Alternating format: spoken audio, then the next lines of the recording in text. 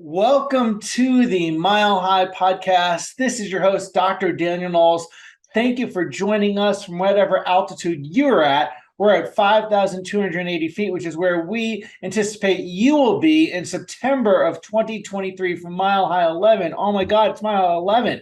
And we're grateful to have on this episode the one and only Pat Mick of Syntropy chiropractic training, Syntropy Chiro training. He joined us at Mile High 10 this past year, and it was such a joy to actually get to meet him in person and get time to spend time with him and him get to be ingrained in the Mile High community. And we're going to be talking about the art of chiropractic. Thank you for joining us today, Pat Mick. Thanks so much for having me, Daniel. Yeah, it was an absolute pleasure to finally connect with you in person at Mile High 10. It was an absolute blast and a beautiful community, and it's an amazing program that you put on there. It was an amazing program. It was an amazing just collection of people and souls just really dedicated to the values of our foundational values of our profession, like you are. Now, let's help people get to know you a little bit. You're a graduate of Parker, and then you're now in North Carolina, but you've been in Barcelona for a while. Share a little bit about how you found your way into chiropractic. Okay, well, that could be an entire hour-long podcast, but the short story is I came in through the typical musculoskeletal pain route, and I was really, really fortunate in one way. I had a chiropractor that didn't really explain anything about really the bigness of the philosophy and really the depth of chiropractic, but what he was incredibly skilled at was he was an amazing adjuster. And he really delivered kind of an undeniable experience where I was 15, 16 at the time, and I had a compression fracture in my thoracic spine. And it was just brutal pain. And so disconnecting from your own body. And I know chiropractic is so much more than pain. That's not what we do and what we treat. But when you have someone that's in that depth of despair and you have this intervention that helps the body function better and you just naturally feel more connected and coherent and congruent, it was absolutely a life changer. So I remember walking outside of the chiropractor's office after probably about 2-3 weeks. And I remember being outside and hearing the birds in the trees and feeling the wind on my skin. And just like probably the first time in my entire life that I had the experience and the gift of being fully present. And there was nothing that was explained, but my own body told me, and my own connection to source inside was like, this is good. I want to do this regularly. And I remember asking my mom, can I keep going? But of course it's a insurance-based thing and maximum medical improvement and all that. So the universe was very kind and brought me many other injuries. It brought me back to chiropractors. And this experience kind of replicated over and over until I found myself in Dallas. Yeah. And then really had no idea what chiropractic was at that point. I wanted to get the alphabet soup after my name. I wanted every diplomate. I wanted to be a real doctor, like really science heavy. And I was very fortunate, as fate would have it, to run into one of my biggest mentors, which is Arnaud Bernier. And he delivered an adjustment on just a completely different level. And it was something that no one had to tell me. There was a randomized clinical controlled trial. I had the deep experience and being, like inside my being. And I knew in that moment I wanted to be able to do what that man did. And so that was my first introduction into, I guess that was the crack in going into what I consider chiropractic. Beautiful. Now, you're going to be coming to the Mile High State this weekend. It's September 30th. Is that correct? It is Friday, September 30th. Yes. I'm doing a Syntropy training masterclass, testing masterclass on Friday. People may listen to this podcast and join it. Before we go deeper into the chiropractic philosophy and art, what is Syntropy a little bit? You're the co-founder of it. Tell us a little bit about how Syntropy came to be and what it is and what to expect at this masterclass. Okay. Syntropy is kind of the culmination of various different paths that converged together in Barcelona. And one was my path, going down and training. And I was an associate with a person that you went to school with Dave Serio. And I practiced with him down in Buenos Aires for a short period of time. And I got to experience very, very early on a very high volume practice. And Dave, you remember Dave? He's not He was my Shaquille O'Neal. roommate. Oh, wow, amazing. But not the tallest guy in the world, had very short tables. But I went into day one, like very high volume and adjusting people on these short tables. And I had done all the push-ups and all the air squats and all the training that I could do, but yet I was demolished. Like none of the training prepared me for, bam, day one, go, 100 people. And so really a lot of the technique aspect kind of morphed out of, I'm in so much pain, every joint in my body hurts. How can I find positions that are biomechanically stable and easy for me? And it was basically trying to avoid putting any energy into where I had muscle soreness. And so I really took like principles of leverage and biomechanics, and I'd done a lot of martial arts at that point, and started to apply that, and really just to make it easier on my own body. And I found that doing that made it actually much more efficient for the people that I was serving as well. And so fast forward many, many years, I connect with probably one of my deepest, dearest friends, my brother from another mother, Aaron Morse, who is the co-founder of Syntropy. And he had a very similar parallel curriculum on the West Coast. He went to Life West.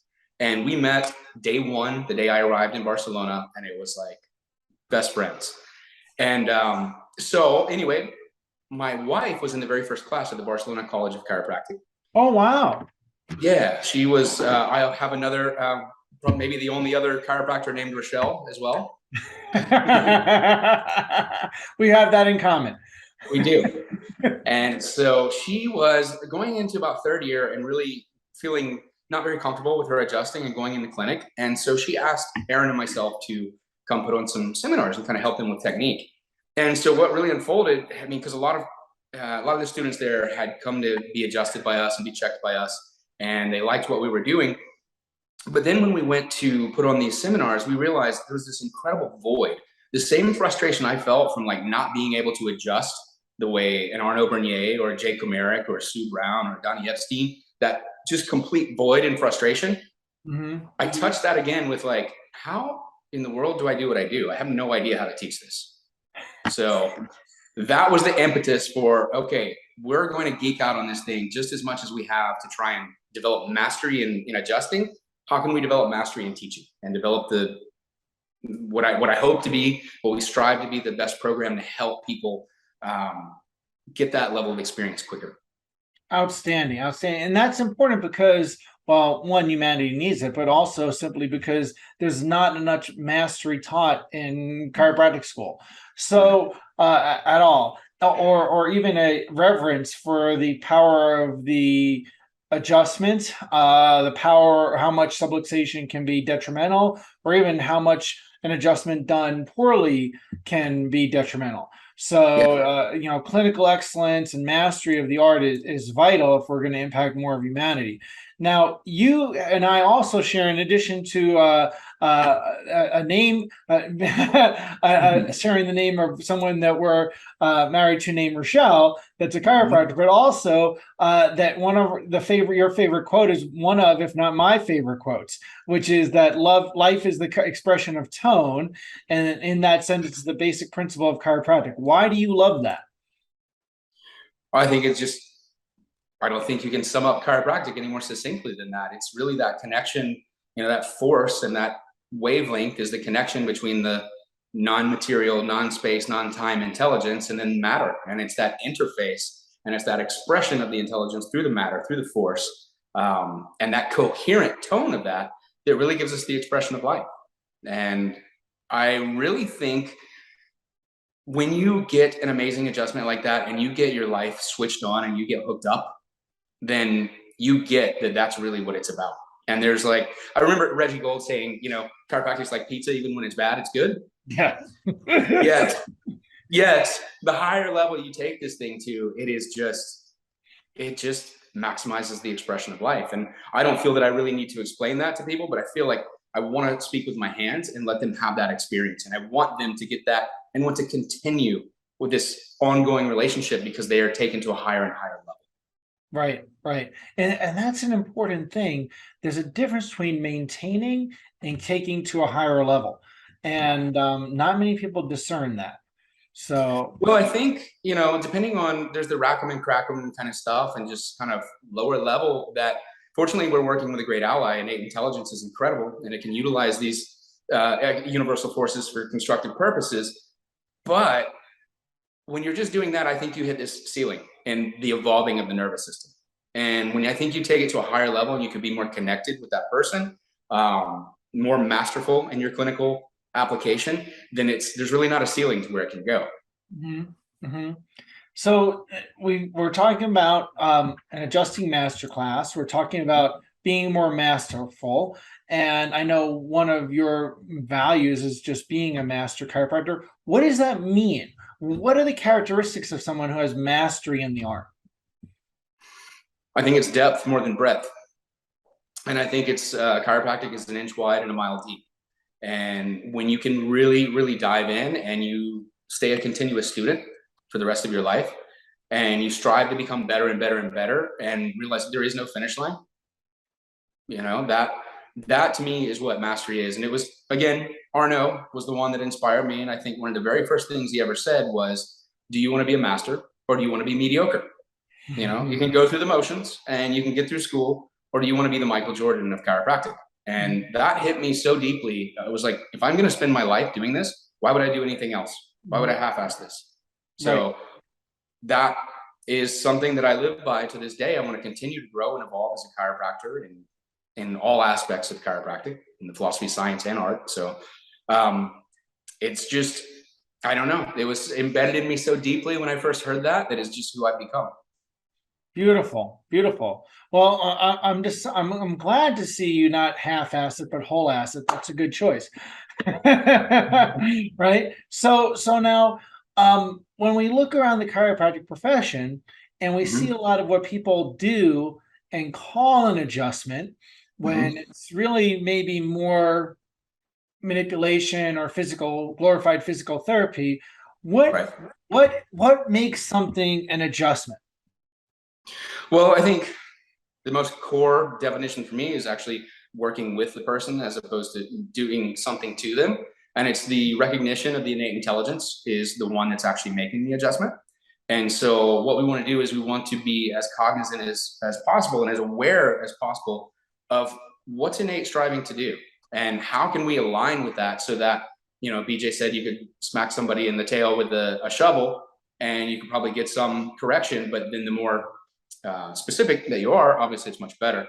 So really one of my first forays into that was muscle palpation with Reggie and really learning to kind of read the neurology and read what is the nervous system trying to do to correct. There were many different courses that I took along the way to kind of enhance perception and just feel when is the system opening as opposed to closing, and being very aware of what's happening with the person on the table and the rhythm of that. And that forms a very core part of our process. So really a lot of work in getting present. Everybody said that, Parker said present time consciousness. Gon said was become one with the bone, be a hollow bone. And it's just, nobody really teaches that as a practice. So that forms really the base. We teach through our hierarchy, and the base of our hierarchy is what we call dropping in. And so it's, if you want to help someone's nervous system become as coherent and clear and connected as possible, then it's really important that you as a practitioner, you as a chiropractor, that has to be step number one.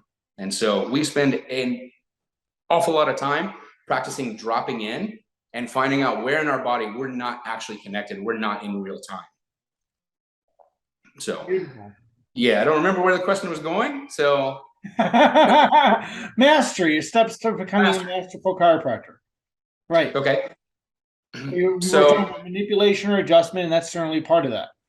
Yes. So being as aware as possible, like when that window opens, BJ talked about like when he contracts, when innate relaxes, and innate contracts when he relaxes. Right. And it's learning to read that and be one with that and know when is the moment to deliver that adjusting thrust so that it can be utilized best.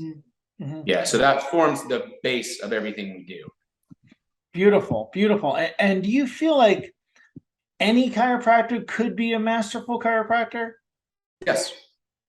If there were physical limitations, but they would have to be quite severe. We have very small statured people that are not very large, and I feel that they can develop it very well.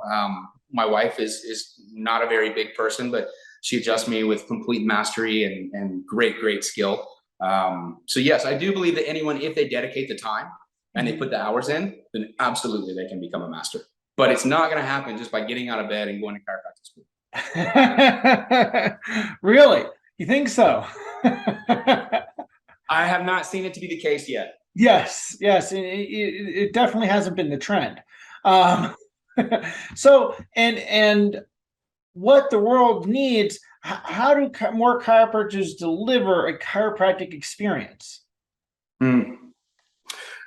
Well, I mean, it really, at the end of the day, it's about being as connected to yourself as you possibly can, understanding the biomechanics and the neurology at such a high level of what we're doing, being connected to the person on the table and making sure that you are creating great ease in their system and not forcing things.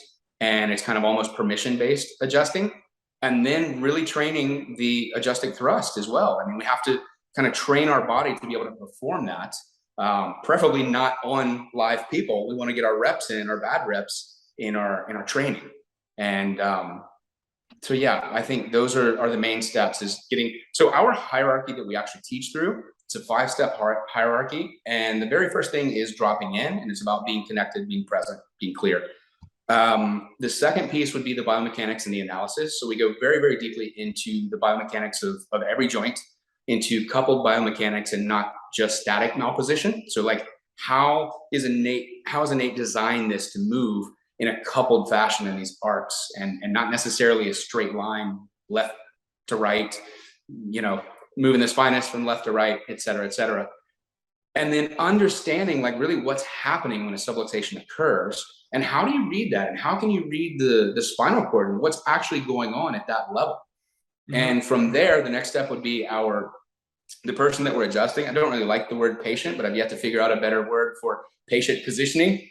It's just, it just fits. But how to position the person on the table that you're serving, that you're taking care of, in a way that is really at ease. And that's the piece, that's the core piece that we really got from Arno. He was the first person I met that adjusted from a place of peace. And it was so much more honoring. And I felt it was like things just happened from the inside out instead of someone doing something to me. So that's a core piece. And that's the positioning of the person so that there's no tension, no torquing of the meninges, no loading of the musculature in any way, having everything as open and as at ease as possible. Above that, we have our chiropractor positioning, and it has to do with having a base of support and a center of mass and your segmental contact going towards an external target. So a lot of people that do structural adjusting, what they do is if they don't have that all lined up, then it creates these great inefficiencies in delivering the universal force. And there's a lot of recoil back into your own system, okay, from a structural adjusting perspective. So if we're not lined up, we see this a lot with people. They'll have a lot of bend in their wrist or elbow or shoulder, or they're not over their base of support. And so it creates a lot of inefficiency. And what they're having to do is actually put more force in. So I love one of the quotes from, I believe it's Donnie. He said, the more present you are, the less force you need. Yeah. So, and also I think getting the person positioned as correctly as possible and your body positioned as easily as possible also requires much less force to put in. Right. And then the last thing is, how do you deliver the adjusting thrust? How do you deliver the force application? And so we train those 5 levels, and we chunk them down into training steps, and we just train all weekend long. And we see basically what it looks like is we see students go from kind of clumsy and, you know, not confident in their hands to developing a skill set very quickly and realizing, okay, I'm not going to wake up on Monday and I'm a master chiropractor, but this is the steps I can take, and I can get there if I do this. And then we've got people in practice that have maybe lost confidence in their adjusting, or we've got a lot of people that are really good and veterans in practice that have just beat themselves up, and it's a hard day at the shop. So they always love coming back and learning to adjust from a place of ease in their own body, and realize you can see a ton of people without beating yourself up. Yeah. Very important, very important. And mastery of the art is vital uh, for you to be able to help the people in your community to the greatest level that you can. For sure. And it's so interesting to see how much people may stop off at one particular layer than rather than continue to grow. It's something that you have dedicated your life to. So I'm glad you're creating this form that people can do that. Syntropy Yes, Chiro.com. Syntropy Chiro Training. That's where they can go. correct. Cool. Correct. And you do the one you're doing in Denver, the Mile High. Mhm. That's going to be a 4-hour program, correct? That's correct. Yes. And what are you It's covering going in to be that one? we'll do that on Friday, September 30th. And it's a short masterclass on basically the principles of masterful adjusting. So it's not going to be based on any specific technique, but it's a kind of way, things that you can put into practice regardless of what your technique is. So learning to see what position your body's in, learning to check in, drop in with yourself, and learning a bit more about the biomechanics so that regardless of the technique that they use, they'll be able to put this into practice on Monday morning. Excellent, excellent. And so, what would you say to the chiropractic student or new chiropractor, new grad that felt like they really didn't learn the art?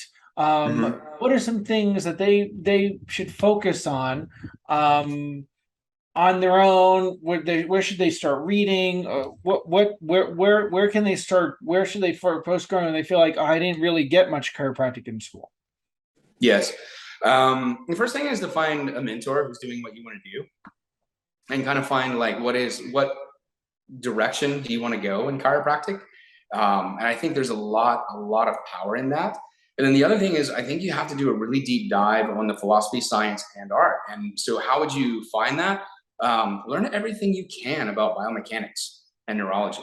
Learn everything you can about sports science, about how to move your body. Learn everything you can. Do as much mindfulness training, embodiment training, a number of things to connect with your own body. And then you have to just train it. You have to actually set up a training program and do it on a regular basis because repetition is the mother of skill. And it's just without that repetition, it won't happen. So there's a number of programs that are out there. And I think Arno was probably the one that really reintroduced, maybe him or Michael Kale, reintroduced that like dedication to training. And I remember him telling me his goal was to create future leaders and take 10% that would go out there and spread and do this more. And I think he did a phenomenal job with that. And so there are a lot of programs out there now that are doing that. And so go check them all out, see where you resonate, see what you get the most value from, and then put the work in. And that last phrase you just said, put the work in, that's a vital one. And there's this kind of idea that there's a shortcut and a hack and like there's not. It takes 20 years to get 20 years experience. Right. And it's funny you said about that when you started David Serio's office. We had a similar experience. We had someone who was intern with us and then had been with us and started to decided to cover. We had her cover our practice, and she had to go from seeing no one to 500 people in a week. And she said she spent the whole weekend in bed, afterwards. And completely understandably, there's not a shortcut to growing and developing skills. And in fact, it doesn't end. I mean, I'm sure you feel like you're still growing and learning. I'm just beginning. Yeah, exactly. Yeah. Exactly. And that path, there's a difference between, well, you quoted Donnie Epstein, I'll quote Morpheus. There's a difference between of knowing the path versus walking the path. Yeah. And there's a path towards mastery versus thinking I'm there. 100%. There is no finish line. Yeah. So now what really enthuses you these days about teaching? My goal is to have as many chiropractors as possible delivering the undeniable experience so that chiropractic gets people clear and connected and we change practices, communities, and nations and the world. Like I think if people will really dive into that level of training and they can learn to consistently deliver that undeniable experience, it grows your office from the inside out. Now, that's a really interesting choice of words, the undeniable experience. Mhm. What you said that with such certainty and conviction and value and appreciation. What is the undeniable experience? It's the person getting up off the table and going, wow, something has changed. I feel different. It's me remembering those handful of adjustments, like those first ones. Now, fortunately, I'm able to get them on a pretty regular basis between my wife and Aaron, my co-founder with Syntropy. But in the beginning, there were so few and far between, and you would get these moments and these glimpses into what life can be like, clear and connected, and it's all I wanted.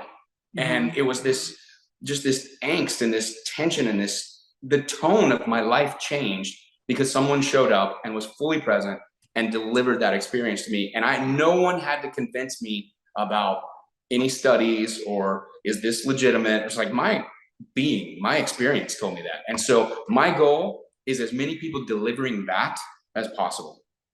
Beautiful, beautiful, and I'm very, very grateful to share a path with you of contributing to the future of chiropractic in our own way. That I feel is going on. I truly feel that, and I feel blessed to be a small part of it. And so many people are stepping up. It feels like the profession as a whole has become so incongruent, incoherent, and just not clear in what we do. But there are so many people that are stepping up that I think it's going to move the needle, and I really feel blessed to be a small part of that with many people like yourself. Thank you. And I think part of it, I appreciate you saying that. I think also a big part of it is that we're coming out of the chiropractic has been in dark ages. It's been a dark ages of allopathy. And I think that people are seeing that is ending and it's dying and that something new has to emerge and be born. That's going to be relative to chiropractic, connected to our values and principles and what the art was really gifted to humanity to do. Yes. So could not agree more. Yeah, absolutely. So thank you so much. And I'm so glad you'll be able to be in the Mile High State this weekend. I know that people will be really looking forward to it. So, and check out, where else can people check out Syntropy programs? And that was a small program. You do larger ones. Yeah, we do full weekend programs. So usually on the Fridays of our weekends, we do either occipital adjusting or we do upper cervical. And then we do a full spine adjusting seminar on the weekends. And we have several modules. We have an A, B, and C that can be taken in any order. And they're all complementary to each other, and they learn the neurospinal system from different perspectives and kind of give you this 360-degree, more complete view. So we do that normally in Dallas and Atlanta here in the US, and we'll be in Dallas October 21st to 23rd, and we will be in Atlanta the following weekend, the weekend of Halloween. So that will be another opportunity if you want a deeper dive. Excellent, excellent. Well, check out Syntropy Training and check them out in the Mile High State. And thank you again for contributing to the mastery of the art and people delivering outstanding chiropractic care around the globe. We know that the world needs better training in this. So I very much appreciate you being one of the people and your team doing that. So, and any last thing you'd like to share with chiropractors, the thousands that are watching this around the world? I mean, you have in your hands the tool to absolutely just enlighten humanity. You hear this phrase for as long as we've all been in chiropractic, you say there's never been a better time to be a chiropractor. But I really, truly feel that with each moment, there's such a disconnection and an incoherence in people and this nervous system, and they're in this state that's disconnected. And chiropractic is the greatest tool, greatest art I've ever seen, better than meditation or yoga or any number of things, to bring coherence to someone's life. And I think it really has the power to change the planet. BJ's utopia, empty the prisons and the insane asylums, and have I think it's a real actual possibility, but it requires work. Yes. Well, thank you for being someone who's out there changing spines, lives, and minds. And everyone who's listening, we look forward to seeing you on Higher Ground in September of 2023. Clear your calendar now to Rise Up to Mile High. In fact, that's it, riseuptomilehigh.com. and keep changing spines, lives, and minds in your community. There's no shortage of spines distorted, and a healthier humanity is ahead if more people receive chiropractic care. So thank you so much for joining us today, Pat Mick, and I wish all the best with the program this weekend and your future ones. Thank you. And likewise, Danny, thanks so much for everything that you do for chiropractic. It's genuinely appreciated, and we need more people like you. Thank you, brother. We'll see you on higher ground. Keep changing spines, lives, and minds with chiropractic.